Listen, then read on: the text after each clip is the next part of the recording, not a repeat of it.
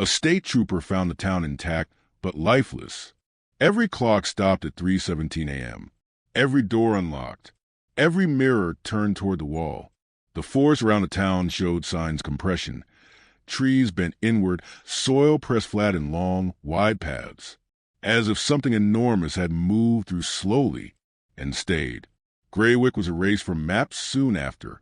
The official explanation cited economic decline, but hikers still report anomalies near the site, sound that lag behind movement, shadows that don't match light sources, GPS devices that loop endlessly. Some claim that at dusk, you can see lights flickering where streets used to be, and if you stand very still, you might hear footsteps, not approaching, not retreating, just pacing, waiting to see if the space you're standing in is one it can take. Graywick was never meant to be found. That is a conclusion reached by those who studied its disappearance long enough to realize something was wrong with the way the records behaved. Pages referencing the town appear in archives where they didn't belong. Dates didn't line up. Names repeated across decades without aging. Some documents looked newly typed, but were found among papers yellowed with time.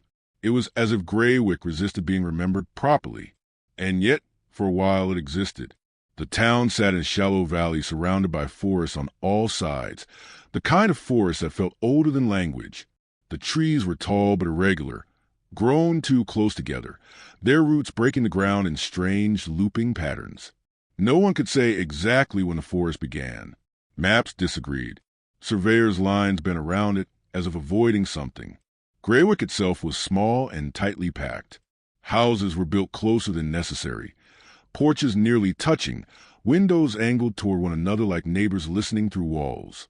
At night, from above, the town lights formed a shape that looked almost intentional, streets looping inward instead of outward, circling back on themselves. Locals joked that it was hard to leave Graywick because the roads never went straight. They stopped joking about that in 1974. The summer began normally. People complained about heat, about mosquitoes, about the railroad spur that still hadn't brought jobs. Children rode bikes through town. The diner stayed open late on Fridays. Nothing felt wrong, at least not in a way anyone could name. But several residents later reported the same memory when interviewed separately. They all remember the exact same evening. August 3rd. No one remembered what happened, only how it felt, like missing a step on a staircase that wasn't there. The forest was the first thing to change. People noticed that sound didn't travel the same way near the trees anymore. Voices seemed to dull, as if absorbed. Shouting into the woods felt pointless, like yelling into heavy fabric. Hunters reported that animals no longer reacted to noise. Deer stood motionless when spotted, eyes fixed but unblinking, as if waiting for permission to move. Then the birds vanished. Not migrated. Gone. Morning came without birdsong, replaced by a silence so complete it made ears ring. Children began complaining that the woods were listening wrong. When asked what that meant, they struggled to explain. Some said the forest sounded closer at night. Others said it sounded like breathing, but only when they weren't moving. The first radio transmission came shortly after. Daniel Price intercepted it by accident while adjusting frequencies in his garage. It wasn't clear or strong, but it carried weight, like a voice pushing through something thick. "Can anyone hear me? The road keeps looping. We passed a water tower 3 times." There was panic in the voice, restrained but present. Then another sound, slow, wet, and rhythmic. Daniel shut the radio off and sat in silence for several minutes before turning it back on. The frequency was gone. When he mentioned it the next day, no one laughed. 3 other people had heard it too. Footsteps began appearing in reports around the same time. Not running, not sneaking, walking, always at night, always slow. People described hearing them stop directly outside bedroom windows. The sound of weight shifting, of someone or something standing very still, as if listening for breath. No one ever saw a figure clearly. Those who tried said their eyes refused to focus, sliding off a shape like it wasn't meant to be understood all at once. Sheriff Thomas Klein filed complaints without comment. Privately, he stopped sleeping at home. The children noticed patterns before the adults did. At school, several students began drawing the same image independently. The town from above, with dark shapes filling the spaces between houses. Not inside them, not outside, between. Their teacher asked one child what the shapes were. They were where we're not supposed to stand, the child replied. When pressed further, he added, they don't like it when we look back. The first disappearance was Margaret Ellison. She lived alone near the edge of town, her back door facing the forest. She was careful, routine-oriented, deeply religious. When she didn't show up for church, people assumed illness. What they found instead unsettled even the sheriff. Her home was orderly, too orderly. Breakfast set, but untouched. Chair pulled out, but not used. Her bed neatly made. Corners tight. The only anomaly was the dirt. Forest soil tracked across her kitchen floor in bare footprints that ended abruptly near the sink. Not faded, not smeared, just stopped, as if whoever had walked there had simply ceased to exist. After Margaret, the town changed behavior. People stopped opening doors at night. They avoided windows after dark. Some covered mirrors. Others left lights on constantly, claiming the darkness felt crowded. Power outages began occurring in deliberate patterns. Not random, one block at a time, always leaving one building lit while the rest fell dark. Those who were alone in the lit buildings reported the same sensation, being observed, not from outside, from within the walls. Daniel Price began recording tapes at the fire station.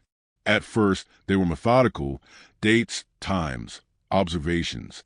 But as weeks passed, his tone changed, became quieter, more careful. September 7th. There's something wrong with the gaps, he said.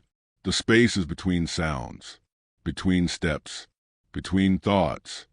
On the tape, a faint noise can be heard, a soft pressure sound, like hands pressing against wood from the other side. It doesn't move unless I acknowledge it, Daniel whispered, but it knows when I've noticed. Disappearances increased. A man vanished while mowing his lawn. The mower kept running, carving circles until it hit a fence.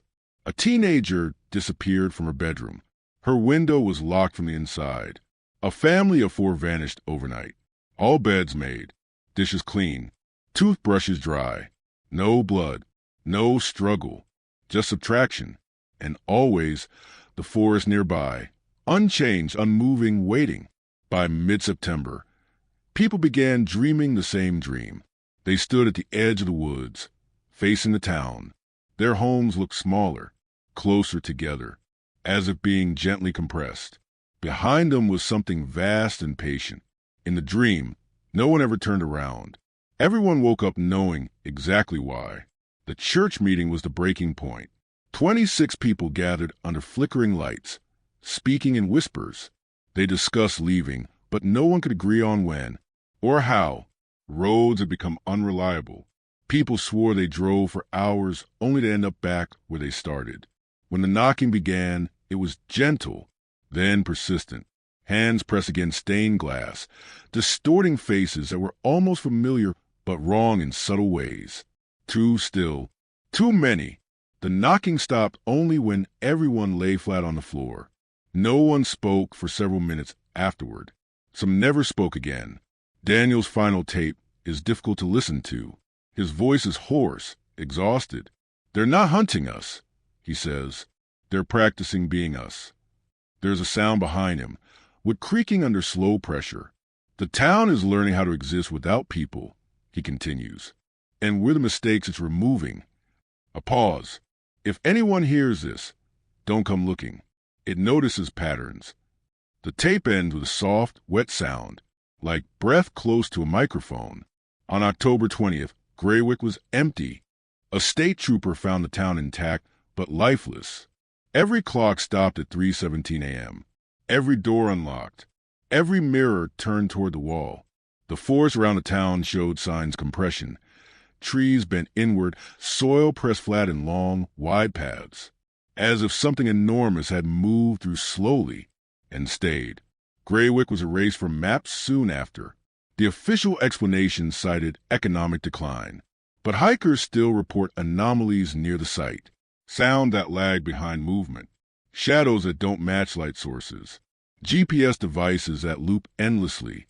Some claim that at dusk, you can see lights flickering where streets used to be, and if you stand very still, you might hear footsteps, not approaching, not retreating, just pacing, waiting to see if the space you're standing in is one it can take.